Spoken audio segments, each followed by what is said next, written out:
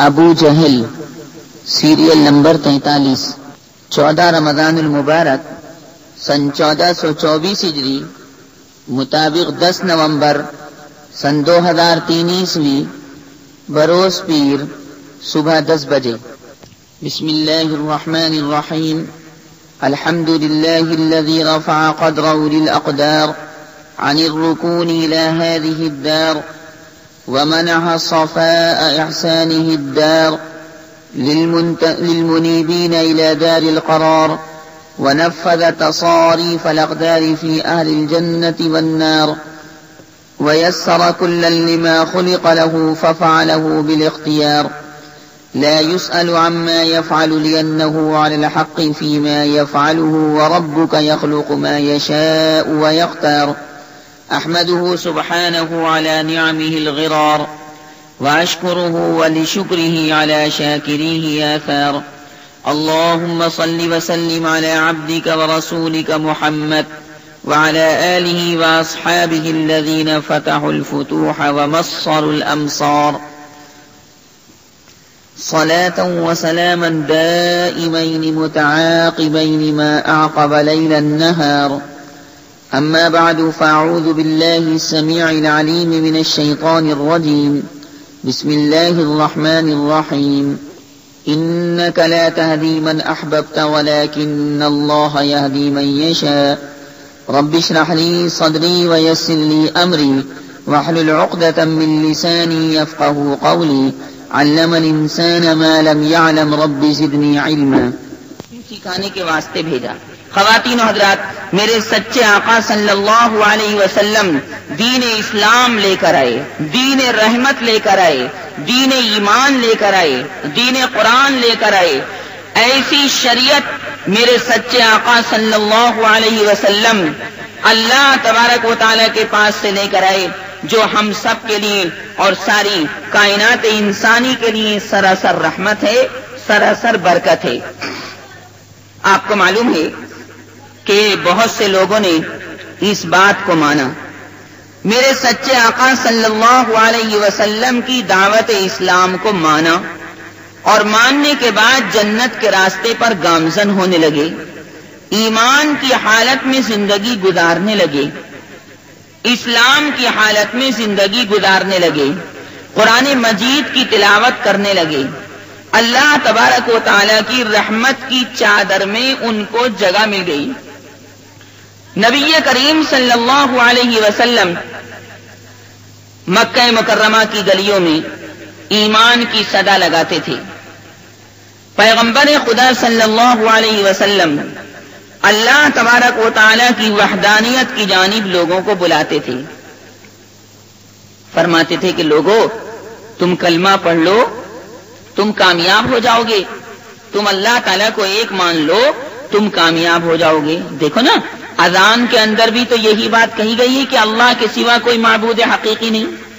اشہد ان لا الہ الا اللہ میں یہی بات تو فرمائی گئی کہ میں گواہی دیتا ہوں اس بات کی کہ اللہ کے سوا کوئی معبود حقیقی نہیں، اللہ کے سوا کوئی مسعود حقیقی نہیں. اللہ تعالیٰ کی تمام عبادتوں کا حقدار ہے، اللہ تعالیٰ کی تمام عبادتوں کا مستحق ہے. اللہ ہی کے لیے قیام کیا جاتا ہے، اللہ ہی کے لیے رکوع کیا جاتا ہے، اللہ تبارک و تعالیٰ ہی کے لیے قرآن مجید پڑھا جاتا ہے، اللہ تبارک و تعالیٰ ہی کے لیے سمع اللہ لمن حمیدہ ربنا لک الحمد کہا جاتا ہے، اللہ تعالیٰ ہی کے لیے التحیات پڑھی جاتی ہے، تشہد پڑھا جاتا ہے.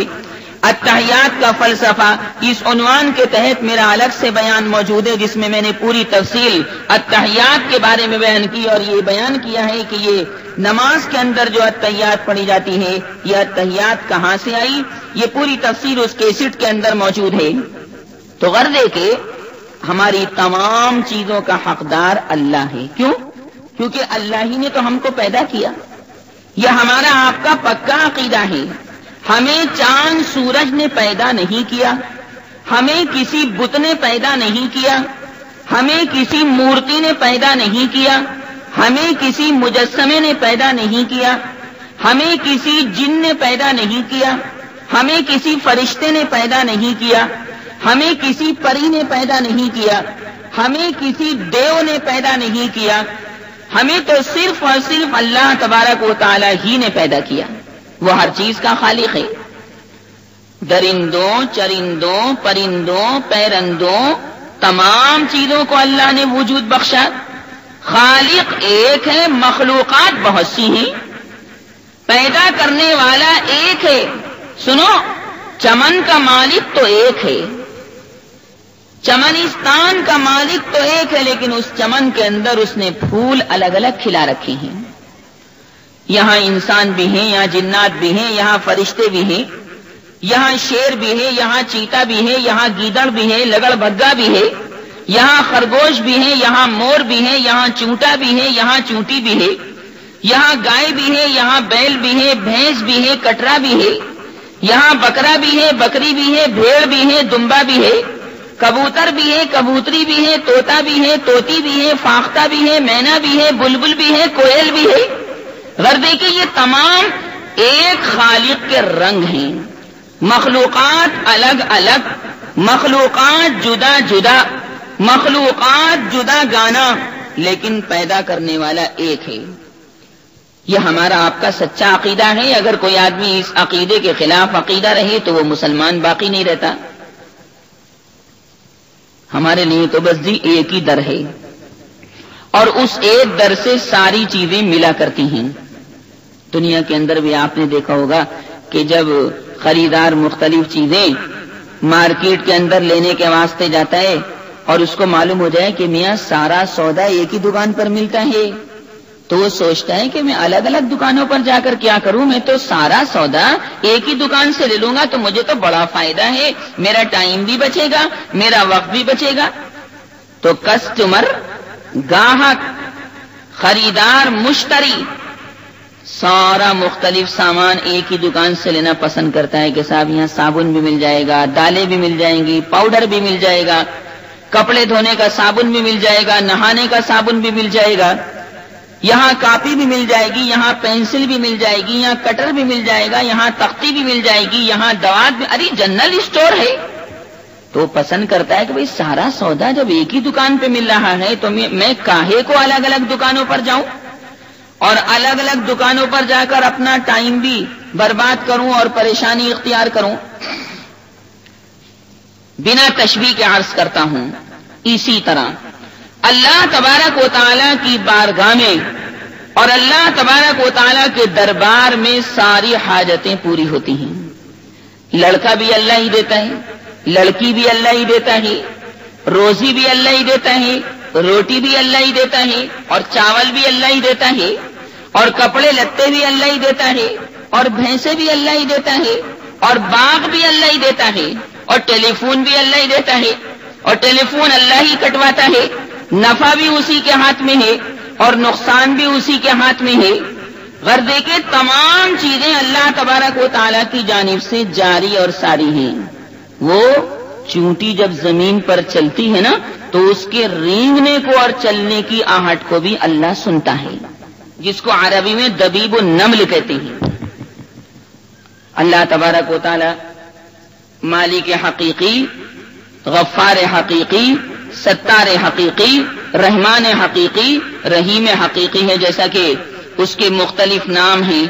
میں نے پچھلے پیر کو اسی اسماء الہی کی فضیلت کے اوپر بیان کیا تھا۔ اللہ کے 99 نام میں نے ذکر کیے تھے اور ان 99 ناموں میں سے کچھ کی فضیلت بھی میں نے بیان کی تھی۔ اور ظاہر ہے کہ اللہ تعالیٰ اچھا ہے تو اس کے نام بھی اچھے ہیں، اللہ بابرکت ہے تو اس کا ہر نام بابرکت ہے۔ پچھلے پیر کی کیسٹ یہاں کاؤنٹر پر موجود ہیں، بہت سی عورتوں نے پچھلے پیر کی کیسٹ کو مانگا تھا، یہاں دستیاب ہیں۔ پچھلے پیر کے پروگرام کی 2 کیسٹ ہیں، وہ حاصل کی جا سکتی ہیں۔ اطلاع انفارمیشن کے طور پر میں نے اس کو ذکر کیا ہے۔ خواتین و حضرات، میں عرض یہ کر رہا تھا کہ میرے سچے آقا صلی اللہ علیہ وسلم اسلام کا پرچم بلند کرتے ہوئے دنیا میں تشریف لائے۔ کفر کے قلوں کے اندر زلزلہ پیدا ہو گیا، کفر کے قلوں کے اندر تہلکہ مچ گیا کہ یہ کیا نور آ گیا کہ ایران کا آتش کدا بجھ گیا، یہ کون آیا؟ کہ تمام کی تمام طاقتیں اس کے سامنے جھکنے کے لیے تیار ہو گئی. یہ کون آیا کہ دھیمی پڑ گئی لو شمع محفل کی؟ بڑا اچھا شعر ہے. یہ کون آیا کہ دھیمی پڑ گئی لو شمع محفل کی، پتنگوں کے عوض اڑنے لگی چنگاریاں دل کی، کہ جو رسول اللہ کو دیکھتا وہ رسول اللہ پر فریفتہ ہو جاتا. ان کی تو بات ہی کچھ اور تھی، ان کا تو معاملہ ہی بالکل نرالا اور جداگانہ رہا. اس لیے میں بار بار عرض کرتا ہوں کہ سرکار مدینہ صلی اللہ علیہ وسلم کی ذات گرامی دنیا میں تشریف لائی، اور اب اللہ تعالی سرکار جیسا کسی کو پیدا نہیں کرے گا. سرکار کی تو ہر چیز نرالی تھی، یہ ہمارا آپ کا عقیدہ ہے. اور جس دل میں مسلمان مردوں اور عورتوں سرکار کی محبت نہیں، وہ دل ویران ہے، ویران. سرکار کی محبت کے بغیر تو کچھ کر ہی نہیں سکتے. خود سرکار مدینہ، آنے مدینہ، جانے مدینہ، شان مدینہ صلی اللہ علیہ وسلم نے بیان فرمایا، لا يؤمن احدكم حتى اكون احب اليه من والده وولده والناس اجمعين. تمہارا ایمان پورا نہیں ہو سکتا جب تک مجھ رسول اللہ کی محبت تمہارے دل میں تمہارے باپ سے زیادہ نہ ہو، تمہاری ماں سے زیادہ نہ ہو، تمہاری اولاد سے زیادہ نہ ہو، تمہارے چچا سے زیادہ نہ ہو، تمہارے تایا سے زیادہ نہ ہو، تمہارے خاندان والوں سے زیادہ نہ ہو، تمہارے قبیلے والوں سے نہ ہو، غرضے کے ساری کائنات کی تمام مخلوقات سے زیادہ جب تک رسول اللہ کی محبت انسان کے دل میں نہیں، اس کا ایمان کامل اور پورا نہیں. اس لیے سرکار مدینہ کے عاشق، سرکار مدینہ کو چاہنے والے، سرکار مدینہ کے پرستار، سرکار مدینہ کی محبت میں تڑپنے والے، بلکنے والے، سسکنے والے، مچلنے والے عجیب و غریب اپنا انداز رکھتے ہیں اور یہی کہتے ہیں کہ میاں رہتے تو ہیں امروہہ میں، رہتے تو ہیں امروہہ میں، رہتے تو ہیں رامپور میں، رہتے تو ہیں جویا میں، رہتے تو ہیں دہلی میں، رہتے تو ہیں بامبے میں، کلکتے میں، لیکن دل پڑا رہتا ہے مدینے میں. یہ بہت اچھی بات ہے. آدمی مدینے جائے اور دل امروہہ میں پڑا رہے، توبہ توبہ. آدمی امروہہ میں رہے، مرد ہو یا عورت، لڑکا ہو یا لڑکی، لیکن دل مدینہ منورہ میں رہے، سبحان اللہ، اس پر بڑا ثواب ملتا ہے. علماء نے فرمایا جو آدمی ایسا ہے کہ رہتا اپنے وطن میں ہے، رہتا اپنے گاؤں میں ہے، رہتا اپنے دیہات میں ہے، اپنے گھر میں، لیکن دل پڑا رہتا ہے مکہ مکرمہ مدینہ منورہ میں، تو اس کو اس آدمی جیسا ثواب ملتا ہے جو مکہ مکرمہ میں جا کر عبادت کرے، جو مدینہ منورہ میں جا کر عبادت کرے. یہ ہمارا آپ کا عقیدہ ہے. سرکار جیسی ذات گرامی تو پیدا ہو ہی نہیں سکتی. در اقدس پہ حسرت کھینچ لائی ہے محمد کی، سکھ دیو پرشاد بسمل آبادی فرماتے ہیں. یہ اشعار ایک ہندو کے لکھے ہوئے ہیں، مسلمان کی نعت نہیں ہے. در اقدس پہ حسرت کھینچ لائی ہے محمد کی، کہ مشہور جہاں حاجت روائی ہے محمد کی. سرکار مدینہ حاجت روائی فرماتے ہیں. سرکار مدینہ اپنی حیات کے اندر بھی جب تک دنیا میں تشریف فرما تھے، لوگوں کی ضرورتیں پوری کیا کرتے تھے. لیکن سرکار مدینہ دنیا سے پردہ فرمانے کے بعد بھی لوگوں کی حاجتیں پوری فرماتے ہیں. محبت کا تو معاملہ ہی عجب ہوتا ہے. محبت کی لائن ہی الگ ہوتی ہے. محبت جب کسی کو کسی سے ہو جاتی ہے تو وہ تڑپتا ہے، مچلتا ہے، بلکتا ہے. اور سرکار مدینہ سے محبت ہو جائے، خدا کی قسم ساری محبتیں اس محبت پر قربان ہیں. ایک بدو دیہات کا رہنے والا، اس نے یہ سن رکھا تھا کہ سرکار مدینہ صلی اللہ علیہ وسلم اپنی زندگی کے اندر حاجت روائی فرماتے تھے، اپنی زندگی کے اندر لوگوں کی ضروریات پوری کرتے تھے، مہمانوں کو کھانا کھلاتے تھے، غریبوں کو دیتے تھے، مہمان نوازی فرماتے تھے، مصیبتیں برداشت کرتے تھے. کہنے لگا اب تو نبی کریم صلی اللہ علیہ وسلم دنیا سے پردہ فرما گئے، پر کہنے لگا کہ آج تو رسول اللہ کے دربار سے، رسول اللہ کے روضہ اقدس سے کھانا کھانا ہے۔ اب عجیب ضد تھی صاحب، محبت کا تو میں نے کہا نہیں کہ محبت کا معاملہ ہی عجیب ہوتا ہے۔ جیسے دہلی کے اندر بستی حضرت نظام الدین اولیاء علیہ الرحمہ، سب جانتے ہیں نظام الدین کے نام سے، حضرت شیخ نظام الدین اولیاء علیہ الرحمہ کے نام پر میرا مستقل الگ سے بیان موجود ہے، محبوب الہی کے نام سے۔ اس میں میں نے حضرت شیخ نظام الدین اولیاء علیہ الرحمہ کے بارے میں تفصیل سے ذکر کیا ہے۔ تو حضرت شیخ کے یہاں بھی لنگر جاری رہتا تھا، حضرت شیخ کے یہاں بھی غریبوں کو کھانا کھلایا جاتا تھا، اللہ اس لنگر کو پورا کرتا تھا۔ تو ایک آدمی نے یہ کہا کہ حضرت شیخ نظام الدین اولیاء علیہ الرحمہ بھائی ان کو کشف ہو جاتا ہے، دل کا حال ان کو معلوم ہو جاتا ہے۔ آج میں حضرت کا امتحان لے کے دیکھتا ہوں۔ حضرت کا ایک خادم تھا، اس کا نام اقبال تھا۔ وہ دربار میں گیا، حضرت شیخ نظام الدین اولیاء علیہ الرحمہ کی خدمت شریفہ میں پہنچا، سلام کرنے کے بعد بیٹھ گیا۔ اس وقت باورچی خانے میں مطبخ کے اندر چاول پکے ہوئے تھے۔ چاولوں کی بھی مستقل الگ الگ قسمیں ہیں، الگ الگ بھاؤ ہوتے ہیں، موٹا چاول، باریک چاول، قرضے کے الگ الگ قسمیں ہوتی ہیں۔ تو اس نے اپنے دل کے اندر یہ بات ٹھان لی کہ میں چاول نہیں کھاؤں گا۔ حضرت شیخ سے زبان سے کچھ نہیں کہا، میں چاول نہیں کھاؤں گا، دل میں ٹھان لی میں تو آج مرغا ہی کھاؤں گا، اور یہاں سے مرغا کھا کر ہی اٹھوں گا، دیکھتا ہوں شیخ مجھے مرغا کھلاتے ہیں کہ نہیں کھلاتے۔ اور اللہ تبارک و تعالی نے مولویوں کی قسمت میں مرغا بہت لکھا ہے، کیونکہ مولوی کے شروع میں بھی میم ہے اور مرغے کے شروع میں بھی میم ہے، میم کا میم کے ساتھ جوڑ ہے، اس لیے جلنا نہیں چاہیے مولویوں سے۔ اور جو آدمی زیادہ مرغے کھانا چاہے مولوی بن جائے، عالم بن جائے، یہ فضیلت حاصل کرے۔ تو دل میں ٹھان لی کہ جی میں تو یہاں سے حضرت شیخ کے دسترخوان سے مرغا کھا کر ہی اٹھوں گا، میں کچھ نہیں جانتا یہاں مطبخ میں چاول پکے ہوں، دیکھتا ہوں حضرت شیخ میرے دل کا حال معلوم کرتے ہیں کہ نہیں۔ اچھا، دل کا حال اصل تو اللہ ہی جانتا ہے، لیکن اپنے ولیوں کو کسی کے دل کے حال پر اللہ تعالیٰ اطلاع دے دیتا ہے، اس کو کشف کہتے ہیں، اس کو الہام کہتے ہیں۔ تو حضرت شیخ کو کشف ہو گیا کہ اچھا میاں جی میرے سامنے بیٹھے اور بیٹھے بیٹھے دل کے اندر یہ پکوڑیاں پکا رہے ہیں کہ مرغا ہی کھاؤں گا۔ حضرت شیخ نے بھی اللہ سے دل میں دعا کر ڈالی، وہ دل میں مرغے کی بات کر رہا تھا، حضرت شیخ نظام الدین اولیاء علیہ الرحمہ نے دل میں دعا کر ڈالی اللہ سے کہ پروردگار میری عزت رکھ لے اور کہیں سے مرغا بھیج دے۔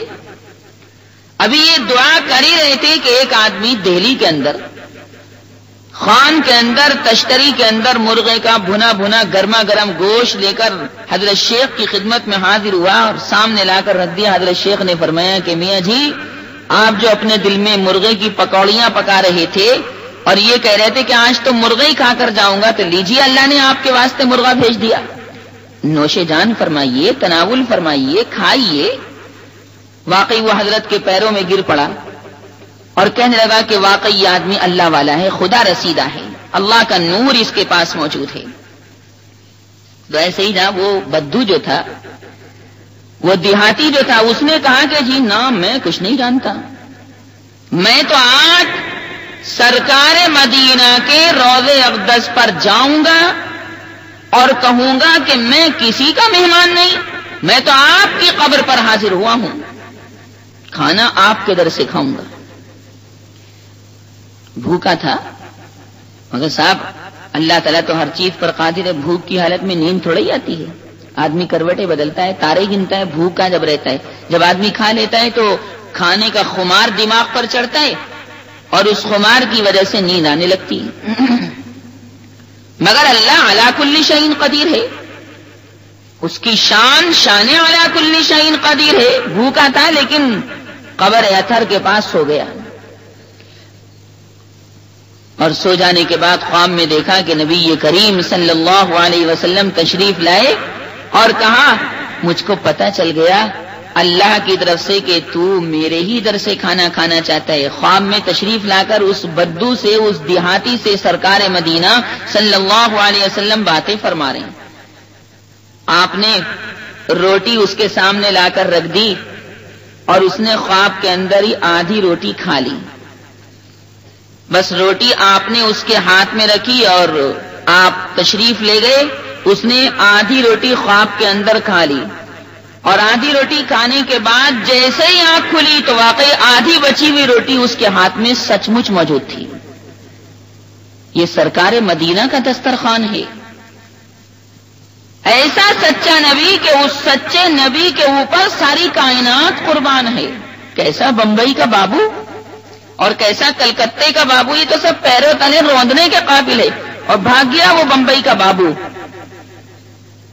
یہ سب مجازی چیزیں ہیں، سب رقیق چیزیں ہیں، یہ سب کمزور چیزیں ہیں. سرکار مدینہ کا تعلق اور سرکار مدینہ کی محبت کا ڈورا بڑا مضبوط ہے.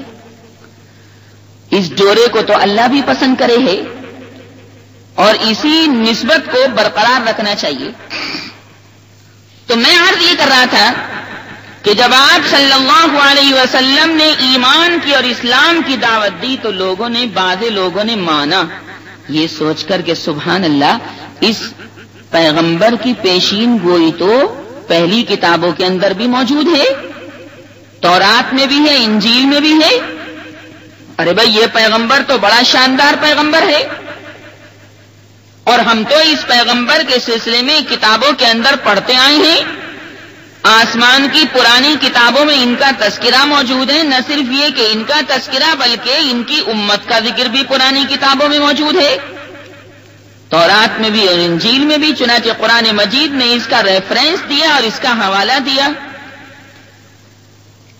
26ویں پارے میں سورہ فتح کا آخری رکوع، هو الذي أرسل رسوله بالهدى ودين الحق ليظهره على الدين كله وكفى بالله شهيدا.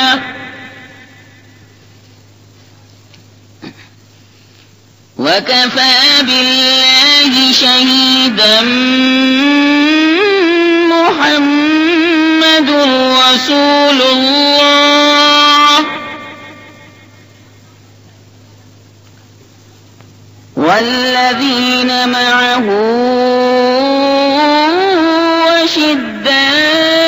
أشداء على الكفار رحماء بينهم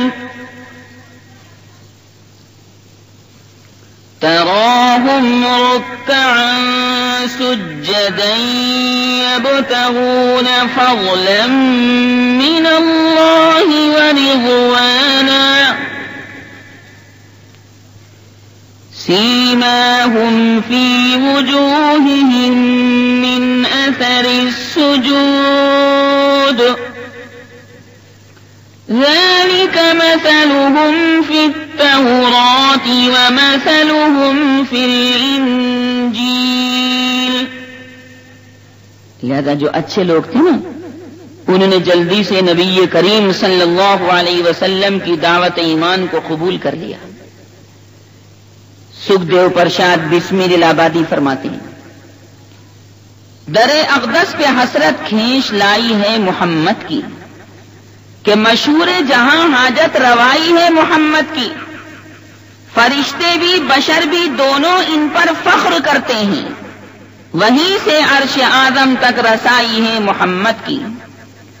زمین سے عرش اعظم تک رسائی ہے محمد کی. جو یہ پیدا نہ ہوتے تو نہ ہوتا کوئی بھی پیدا. جو یہ پیدا نہ ہوتے تو نہ ہوتا کوئی بھی پیدا. خدا کی شان ہے گویا خدائی ہے محمد کی. ہوئے ایک چاند کے 2 ٹکڑے انگلی کے اشارے سے. ہوئے ایک چاند کے 2 ٹکڑے انگلی کے اشارے سے. منور کتنی یہ معجز نمائی ہے محمد کی. ہوائیں شوق اڑا کر جلد پہنچا دے مدینے میں. ہوائیں شوق اڑا کر جلد پہنچا دے مدینے میں. بڑی تکلیف دے مجھ کو جدائی ہے محمد کی.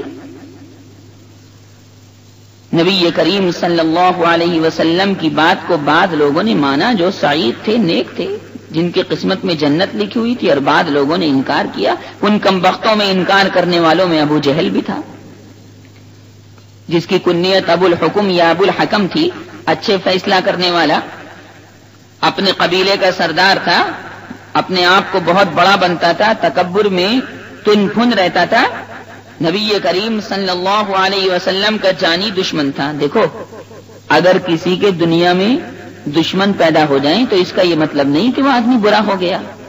لوگ تو رسول اللہ کے ساتھ بھی دشمنی کر چکے، اللہ کے ساتھ بھی دشمنی کرتے ہیں، تبھی تو اللہ کو ایک نہیں مانتے، تبھی تو بتوں کی عبادت کرتے ہیں، تبھی تو اللہ کے غیر کی پوجا کرتے ہیں. اللہ کے ساتھ محبت تو یہ کہ اللہ کو ایک مانو، کسی کی عبادت نہ کرو، بس اسی کی عبادت کرو. بڑا سخت، بڑا بدتمیز، بڑا بدماش، بڑا بد کردار، بڑا بد گفتار تھا یہ ابو جہل. نبی کریم صلی اللہ علیہ وسلم کی بات کو ماننے کے لیے تیار نہیں تھا. بڑے تمتراق سے کہا تھا کہ مار دیں گے محمد کو، اور مار دیں گے ایمان والوں کو، کھیرے ککڑی کتنا کاٹ کر رکھ دیں گے بدر کے میدان میں. بدر کی لڑائی اس عنوان سے 2 کیسٹ میں میری تقریر الگ سے موجود ہے.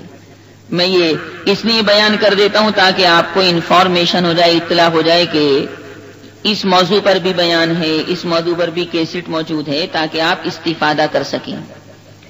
بہرحال اللہ تبارک و تعالیٰ بھی ان تکبر والے کلمات کو سننا تھا. اللہ کو تو بندے کا تکبر پسند نہیں. ساری بڑائی تو اللہ کو ضد دیتی ہے، بڑوں کا بڑا وہ ہے. اللہ تو ہر چیز سے بڑا ہے، اللہ اکبر. لہذا اللہ تبارک و تعالی نے بھی یہ فیصلہ فرما لیا کہ اگر 2 چھوٹے چھوٹے بچوں کے ہاتھوں اے ابو جہل تجھے نہ مروا دیا تو پھر میری خدائی کیا ہوئی؟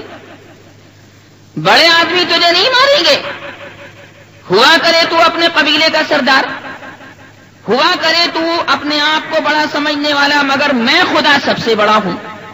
میں تو بادشاہ سے بھی بڑا، وزیر سے بھی بڑا، سفیر سے بھی بڑا، مشیر سے بھی بڑا، گاؤں والے سے بھی بڑا، شہر والے سے بھی بڑا، اب باغوں والے سے بھی بڑا، ہر چیز سے بڑا.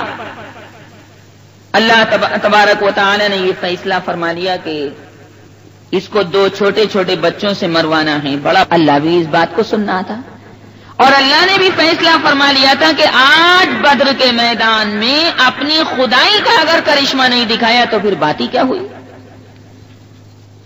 لیکن ابو جہل کو اپنے غرور کی حقیقت کا بہت جلد پتہ چل گیا، کیونکہ چند ہی لمحے بعد مسلمانوں کے جوابی حملے کی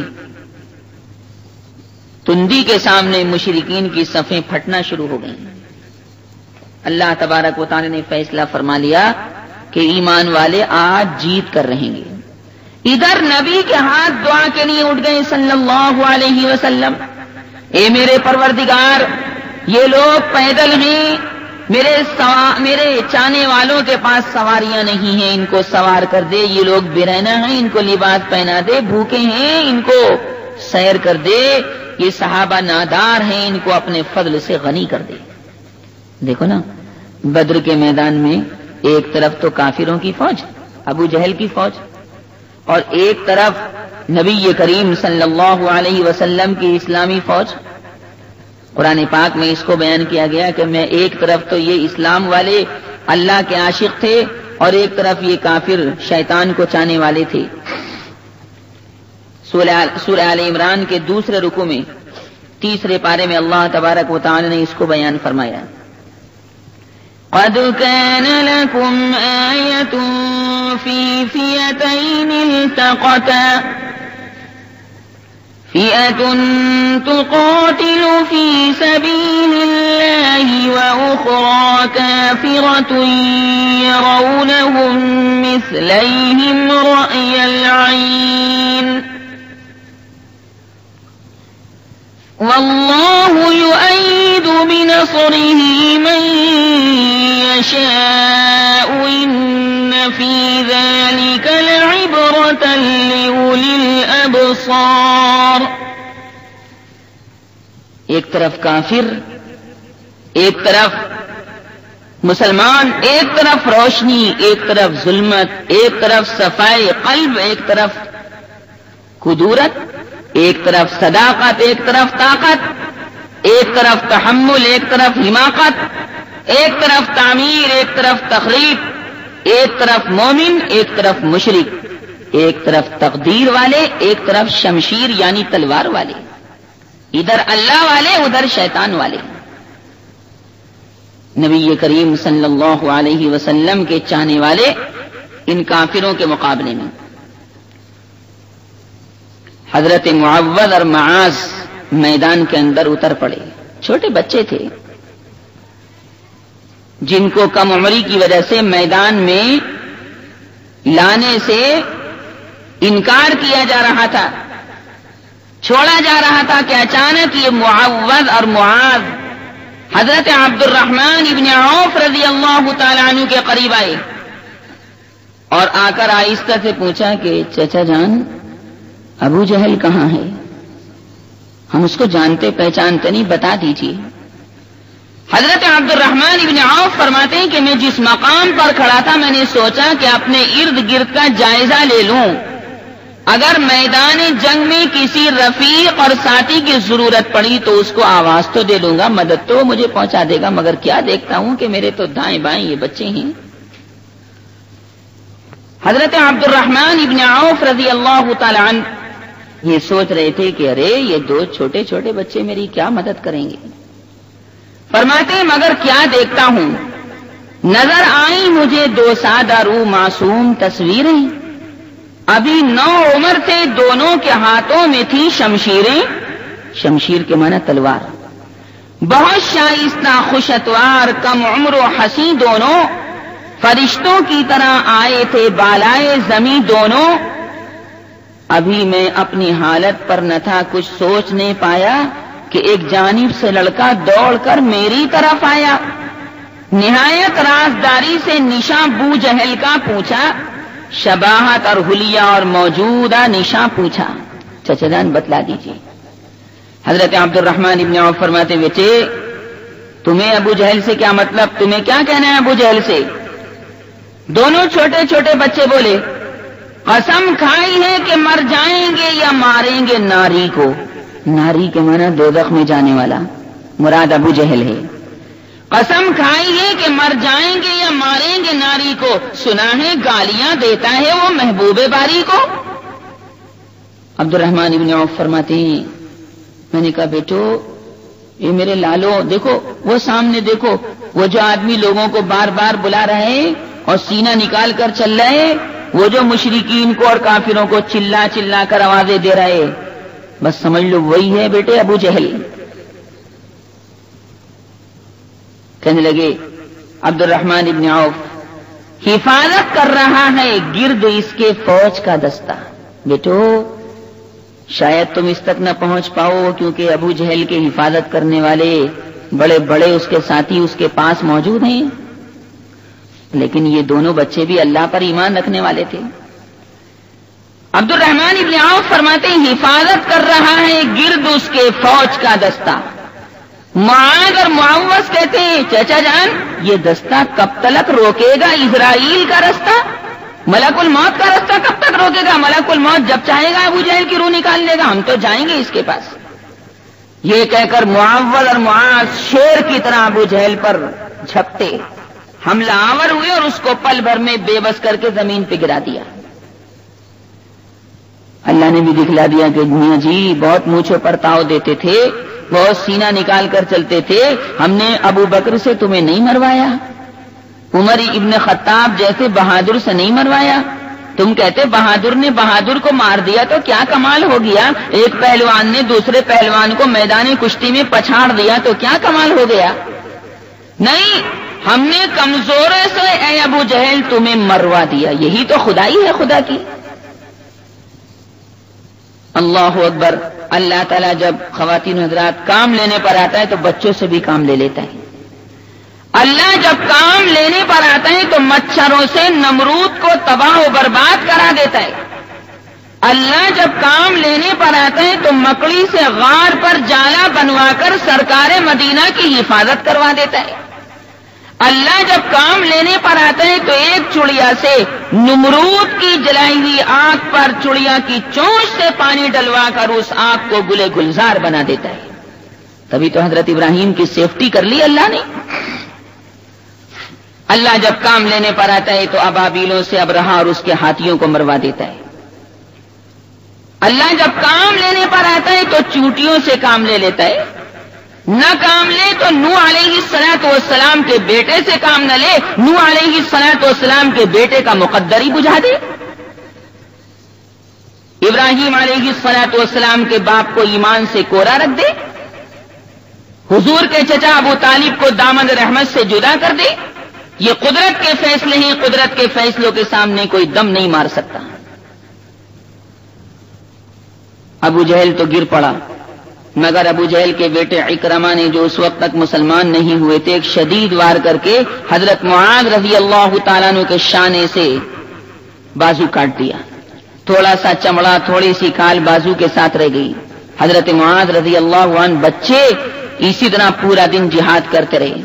شام کو جب اس بازو نے درد کی ٹیسوں سے تنگ کر دیا تو بازو کو پاؤں کے نیچے سے الگ کر دیا اور فرمایا جو جسم کا حصہ جہاد سے روکے اسے جسم سے الگ کیا جا سکتا ہے مگر جہاد کو نہیں چھوڑا جا سکتا. حضرت معاذ رضی اللہ تعالیٰ عنہ خواتین و حضرات ہمیں اور آپ کو سبق دے گئے کہ جو جسم کا حصہ جہاد سے روکے اسے جسم سے الگ کر دو, اور جو اللہ تبارک و تعالیٰ سے روکے, رسول اللہ صلی اللہ علیہ وسلم سے خود بھی روکے اور دوسروں کو بھی روکے, اس کو اپنی دوستی سے الگ کر دو. تبھی تو دیکھو کہا گیا نا, دعائے قنوت تو آپ پڑھتے ہیں, وتر کی نماز میں تیسری رکعت میں دعائے قنوت پڑھتے ہیں. اللهم انا نستعينك ونستغفرك ونؤمن بك ونتوكل عليك ونثني عليك الخير ونشكرك ولا نكفرك ونخلع ونترك من يفجرك. یہ کیا کہا گیا؟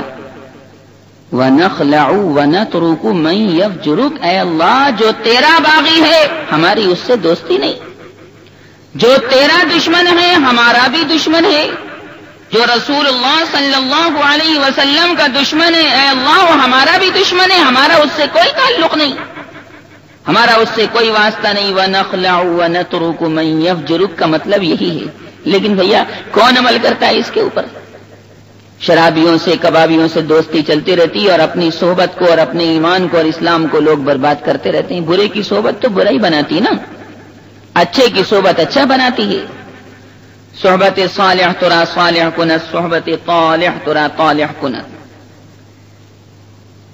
اللہ تبارک و تعالی نے ان دو چھوٹے چھوٹے بچوں کے ذریعے ابو جہل کا خاتمہ کروا دیا.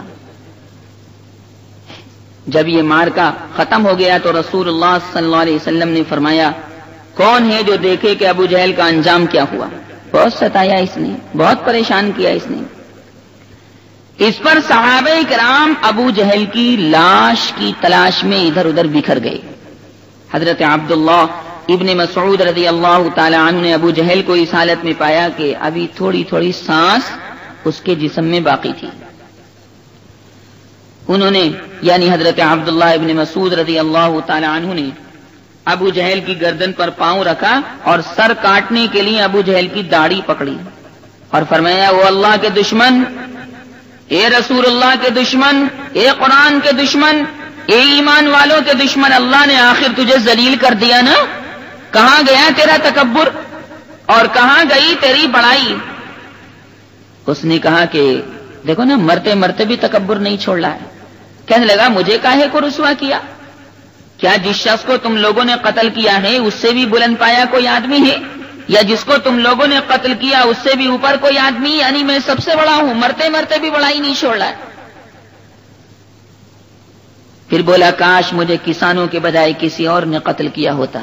ان بچوں کو کسان بتایا, واقعی وہ کسان خاندان کے تھے. وہ خاندان سے کیا ہوتا ہے؟ آدمی کے عمل کو, آدمی کے فعل کو, آدمی کے اخلاق کو اللہ تعالیٰ دیکھتا ہے, رنگ اور نسل کو تھوڑا ہی دیکھتا ہے.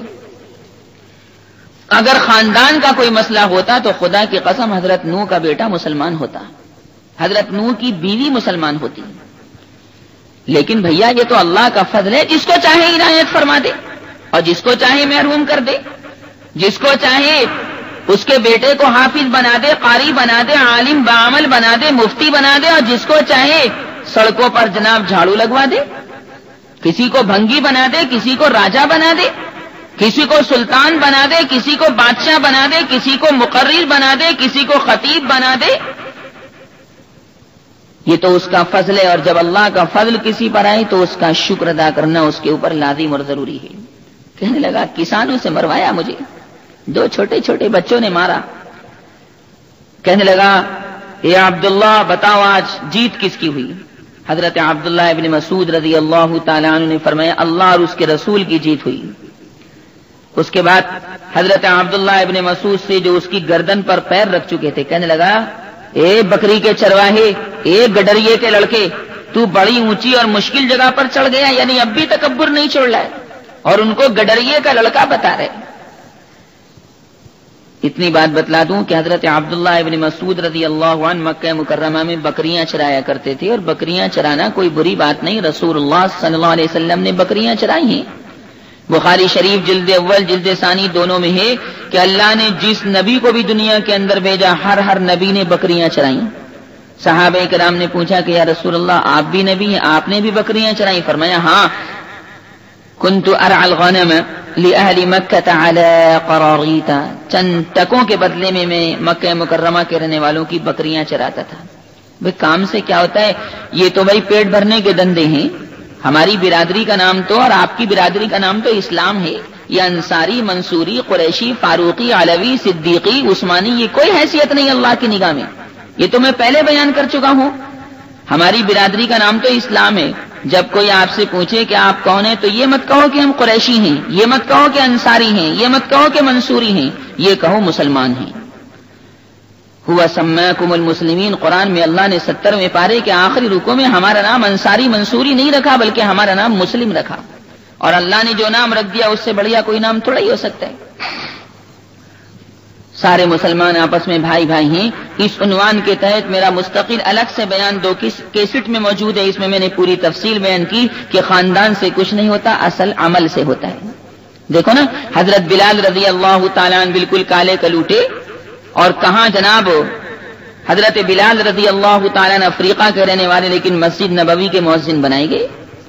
رسول اللہ صلی اللہ علیہ وسلم نے اپنی مبارک مسجد نبوی کا مؤذن ابو بکر کو نہیں بنایا، عمر کو نہیں بنایا، عثمان کو نہیں بنایا، حیدر کرار علی کو نہیں بنایا، عبداللہ ابن مسعود کو نہیں بنایا، عبداللہ ابن عمر کو نہیں بنایا، عبداللہ ابن عمرو ابن عاص کو نہیں بنایا، عبداللہ ابن عباس کو نہیں بنایا، ابو ہریرہ کو نہیں بنایا، امیر معاویہ کو نہیں بنایا، حسن کو نہیں بنایا، حسین کو نہیں بنایا، سلمہ ابن اکوع کو نہیں بنایا، عبداللہ ابن زید ابن عبد ربی کو نہیں بنایا، بلکہ بنایا تو کالے کلوٹے بلال کو بنایا کہ ظاہر میں تو بلال کالا تھا لیکن دل اس کا نورانی تھا، اللہ کے وہ بہت قریب تھا. ہمارے یہاں تو شادی بیاہ کے موقع پر بھی زیادہ تر بھائی رنگ کو دیکھتے ہیں. بھائی صورت اگر اچھی مل جائے بہت اچھا، لیکن سیرت کو دیکھنا چاہیے. لڑکی کی سیرت اچھی ہو، لڑکے کی سیرت اچھی ہو، سبحان اللہ. پھر رشتہ جوڑنے میں کوئی دیر نہیں کرنی چاہیے. جب آدمی رشتہ جوڑنے میں دیر کرتا ہے نا، یا رشتوں کو ٹھکراتا رہتا ہے تو رشتے آنے بند ہو جاتے ہیں. اس لیے زیادہ چھان پٹک کی نہیں، اس یہ دیکھو کہ دیندار ہے کہ نہیں اور سیرت بھی اچھی ہے کہ نہیں. ویسے چھان پٹک کرنے میں کوئی حرج نہیں، کرنی چاہیے. یہ اسلام کا بھی تقاضا ہے. اور نبی کریم علیہ الصلوۃ والسلام نے تو یہاں تک فرمایا کہ بھئی جس سے شادی کرنی ہے اس کو ایک جھلک دیکھ لو، لیکن شہوت کی نگاہ مت ڈالنا ہے. ایک جھلک دیکھ لو کہ تمہیں پسند ہو کرو، ورنہ اللہ تمہارے لیے کہیں اور جوڑے کا انتظام فرما دے گا. بہرحال یہ بات تو میں نے ضمناً بیان کی. اس لیے خاندان کی کوئی حیثیت نہیں. جو لوگ خاندان پرست ہیں وہ غلطی پر ہیں. میرے سرکار نبی اکرم، نبی اعظم، نبی مکرم، نبی معظم جو مکہ معظمہ میں پیدا ہوئے، ایمان والی عورت کے ماتھے پر لکھے گا اس کا چہرہ، یعنی ایمان والے کا چہرہ ستارے سے زیادہ روشن ہو جائے گا، سورج سے زیادہ روشن ہو جائے گا، چاند سے زیادہ روشن ہو جائے گا. اور جب کافر کے پاس جائے گا، بدتمیز کے پاس جائے گا اور اس کی ماتھے پر کافر لکھ دے گا تو اس کا چہرہ، کافر کا چہرہ اور بگڑ جائے گا. حضرت عبداللہ ابن عباس فرماتے ہیں کہ وہ جانور کافر کی پٹائی بھی کرے گا. فرمایا کہ اتنی پٹائی کرے گا وہ جانور ان بدتمیزوں کی جو صفا پہاڑ پہ سے نکلے گا کہ مارتے مارتے زخمی کر دے گا. ایمان والے سے کچھ نہیں کہے گا. اللہ کے چاہنے والے مرد اور عورت سے کچھ نہیں کہے گا. چنانچہ اس جانور کے بارے میں اللہ تعالی نے اور پیغمبروں کو بھی بتایا.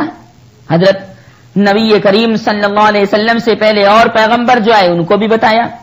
حضرت موسیٰ علیہ الصلوۃ والسلام کو اس جانور کے بارے میں بتایا. تو حضرت موسیٰ تو بہرحال تھے ہی لاڈلے پیغمبر، سبھی لاڈلے تھے، لیکن ذرا ان کا معاملہ ہی عجیب و غریب تھا. جس بات کی ٹھان لی بس ٹھان لی. حضرت موسیٰ کا یہ مزاج تھا، بس ٹھان لی ایک مرتبہ کہ اللہ تجھے دیکھنا چاہوں ہوں. اللہ نے فرمایا کہ میرے موسیٰ تو مجھے دیکھ نہیں سکے گا. نہیں جی، انہوں نے تو ٹھان لی کہ مجھے تو اپنا دیدار کراؤ. حضرت موسیٰ علیہ الصلوۃ والسلام کا یہ مزاج تھا کہ جس چیز کی ٹھان لی بس ٹھان لی، اللہ سے وہ کرنے کو کہا. اللہ میاں کو بھی بڑا پیار تھا حضرت موسیٰ کے اوپر. بچپن سے اللہ نے حفاظت فرمائی. فرعون کے محل میں ان کو پلوا دیا جو ان کو مارنا چاہتا تھا. جسے اللہ رکھے اسے کون چکھے. چنانچہ حضرت موسیٰ علیہ الصلوۃ والسلام نے جب یہ بات سنی کہ اچھا صفا پہاڑ پہ سے یہ جانور نکلے گا تو انہوں نے دعا کر ڈالی اللہ تعالیٰ سے کہ پروردگار تو مجھے ابھی دکھا دے وہ جانور. ٹھان لی. حضرت موسیٰ علیہ الصلوۃ والسلام نے درخواست کی کہ پروردگار عالم مجھ کو وہ جانور ابھی دکھا دے جو لوگوں سے کلام کرے گا اور اس صفا پہاڑ سے نکلے گا. اللہ تعالیٰ کے لیے کیا چیز مشکل ہے؟ کوئی سی چیز بھی اس کے واسطے مشکل نہیں. مثبت کو منفی بنا دے، منفی کو مثبت بنا دے، پازیٹیو کو نگیٹو بنا دے، نگیٹو کو پازیٹیو بنا دے، کالے کو گورا بنا دے، گورے کو کالا بنا دے. اس کے لیے کیا مشکل ہے؟ اللہ نے فرمایا کہ اچھا موسیٰ تم دیکھنا چاہتے ہو اس جانور کو؟ کہ جی میری تو طبیعت چاہتی ہے اس جانور کو دیکھنے کی. ابھی دکھا دیں کیسا ہوگا وہ. چنانچہ اللہ سبحانہ و تعالی سے یہ درخواست کر ڈالی موسیٰ علیہ الصلوۃ والسلام نے تو حق تعالی نے صفا پہاڑ کو حکم دیا کہ پھٹ جا، اور اس جانور کو زمین سے نکالا. صفا پہاڑ سے حضرت موسیٰ کے سامنے نکالا تو حضرت موسیٰ علیہ الصلوۃ والسلام ڈر گئے. دہشت ناک منظر دیکھ کر کہا کہ پروردگار بس اس کو واپس کر دے، مجھ سے نہیں دیکھا جا رہا ہے، اس کو واپس کر دے اسی پہاڑ کے اندر.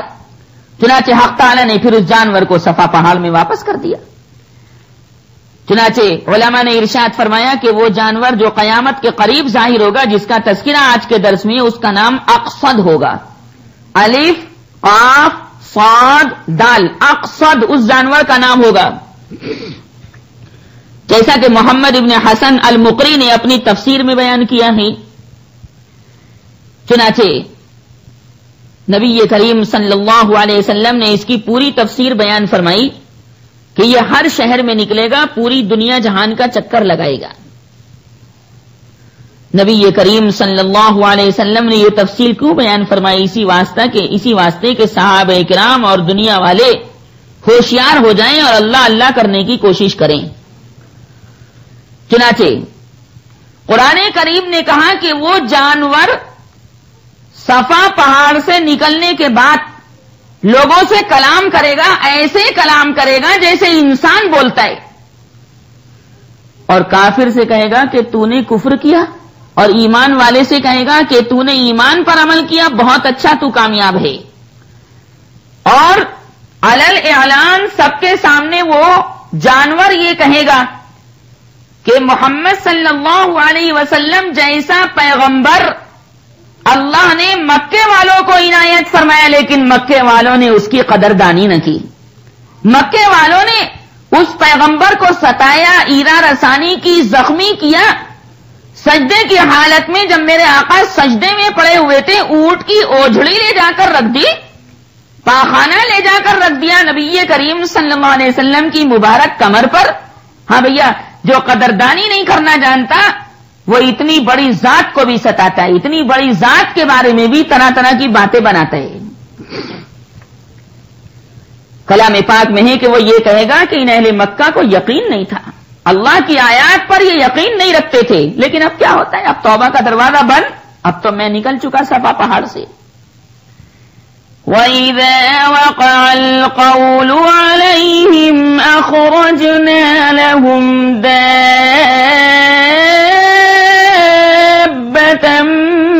مِّنَ الْأَرْضِ تُكَلِّمُهُمْ أَنَّ النَّاسَ كَانُوا بِآيَاتِنَا لَا يُوقِنُونَ.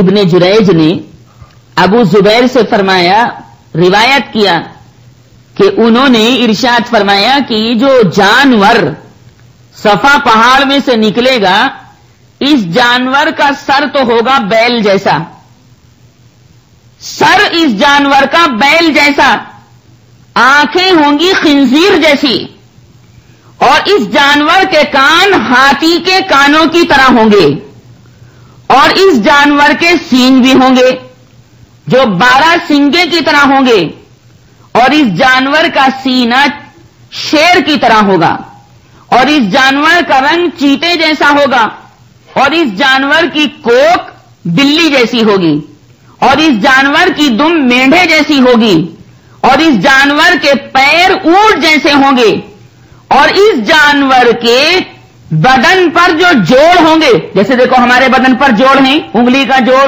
گھٹنے کا جوڑ، کونی کا جوڑ، اس جانور کے جوڑوں میں سے ہر جوڑ کے بیچ میں 12 ہاتھ کا فاصلہ ہوگا. اتنا بڑا جانور، اور بال بہت ہوں گے اس جانور کے جسم پر. حضرت حذیفہ ابن یمان سے مروی ہے کہ نبی کریم صلی اللہ علیہ وسلم نے ارشاد فرمایا کہ یہ جانور کوہ صفا سے نکلے گا جس وقت حضرت عیسیٰ علیہ الصلوۃ والسلام مسجد کا یعنی خانہ کعبہ کا طواف کر رہے ہوں گے اور مسلمان آپ کے ساتھ ہوں گے. تو زمین جیسے یہ جانور نکلے گا نا، زمین حضرت عیسیٰ کے نیچے سے حرکت کرے گی. حضرت عیسیٰ بھی ایک دم کہیں گے کہ ارے بھائی یہ زمین میں حرکت کیسے ہوئی؟ پھر پتا چلے گا کہ ارے زمین میں زلزلہ آ گیا، زمین کو اللہ نے ہلا دیا. اور مسا کے قریب سے صفا پہاڑ پھٹ کر یہ جانور اس میں سے نکلے گا. سب سے پہلے جو چیز اس کی ظاہر ہوگی وہ اس کا چمکتا ہوا سر ہوگا. نہ تو کوئی تلاش کرنے والا اس کو پا سکے گا اور نہ ہی کوئی بھاگنے والا اس سے محفوظ رہ سکے گا. لوگوں پر مومن اور کافر ہونے کی علامت لگا دے گا. خواتین و حضرات، مومن کے چہرے کو ایسا کر دے گا وہ جانور جیسا کہ چمکتا ہوا ستارہ، اور اس کی دونوں آنکھوں کے درمیان مومن کا لفظ لکھ دے گا. ابھی بتایا تھا کہ موسیٰ علیہ الصلوۃ والسلام کی لاٹھی سے وہ اس کو لکھے گا، اور کافر کے چہرے پر ایک کالا نقطہ لگا کر اس کی دونوں آنکھوں کے درمیان کافر لکھ دے گا. اور یہ کام حضرت سلیمان کی انگوٹھی سے کرے گا. ایک مرتبہ حضرت عبداللہ ابن عباس صفا پہاڑ کے قریب موجود تھے اور احرام بندھا ہوا تھا، جیسے عمرے کا احرام بنتا ہے، حج کا احرام بنتا ہے. تو حضرت عبداللہ ابن عباس سے مروی ہے کہ انہوں نے احرام کی حالت میں اپنی لاٹھی سے صفا پہاڑ کو کھٹکھٹایا، یعنی اپنی لاٹھی حضرت عبداللہ ابن عباس نے صفا پہاڑ پر ماری، اس میں سے آواز نکلی اور ارشاد فرمایا حضرت عبداللہ ابن عباس رضی اللہ تعالی عنہما نے کہ مجھے اس جانور کے اس پہاڑ کے اندر ہونے کا اتنا یقین ہے کہ میں نے جو ابھی لاٹھی اس پہاڑ کے اوپر ماری ہے تو مجھے پورا یقین ہے کہ وہ جانور میری اس لاٹھی کے کھٹکھٹانے کو سن رہا ہے، وہ موجود ہے اس پہاڑ کے اندر. چنانچہ وہ جانور جب نکلے گا تو 3 مرتبہ ایسی چیخ مارے گا کہ اس کو پورب اور پچھم میں ہر آدمی سنے گا. پورب اور پچھم میں، اتر میں، دکن میں، جنوب میں، شمال میں، شرق میں، غرب میں، ہر مرد کے کان میں اس کی چیخ کی آواز جائے گی، چاہے کہیں بھی ہو، کتنی دور ہو. اللہ تعالیٰ اس کی چیخ کی آواز کو ہر مرد اور ہر عورت کے کان میں پہنچا دے گا. بڑی ڈراؤنی شکل اس جانور کی ہوگی، جیسا کہ میں نے ابھی آپ حضرات کے سامنے عرض کیا. اللہ سبحانہ و تعالی نے کلام پاک کے اندر اس چیز کو نقل فرما کر لوگوں کو جھنجھوڑا ہے، لوگوں کو متنبہ کیا ہے کہ اس جانور کے نکلنے سے پہلے تیاری کر لو. سفر کی تیاری سفر کرنے سے پہلے ہی کی جاتی. جب آدمی دہلی جانا چاہتا ہے تو بریف کیس پہلے ہی تیار کر لیتا ہے کہ بھئی جلدی سے صبح کو اٹھ کر بس گاڑی پر چل پڑیں گے، اسٹیشن چلے جائیں گے. آخرت کا سفر تو ظاہر سی بات ہے بڑا زبردست سفر ہے، اس میں انسان کو ظاہر سی بات ہے بے انتہا کوشش کرنی چاہیے. اور اللہ سبحانہ و تعالی نے چونکہ ابھی توبہ کا دروازہ کھول رکھا ہے، تو جب تک توبہ کا دروازہ کھلا ہوا ہے اللہ تعالیٰ سے استغفار اور توبہ کرنے کی ضرورت ہے. جو آدمی قیامت میں اور دنیا میں سرخرو ہونا چاہے وہ نبی کریم صلی اللہ علیہ وسلم کے نقش قدم پر چلے، جان